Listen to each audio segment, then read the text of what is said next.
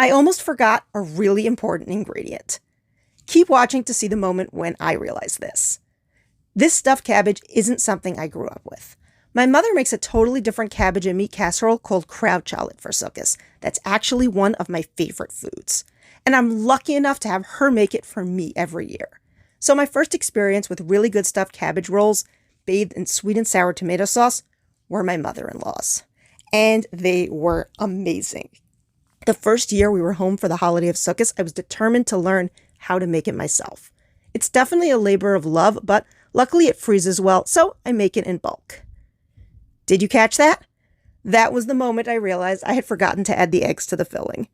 I'm so happy I realized because the eggs are really important to the filling holding together.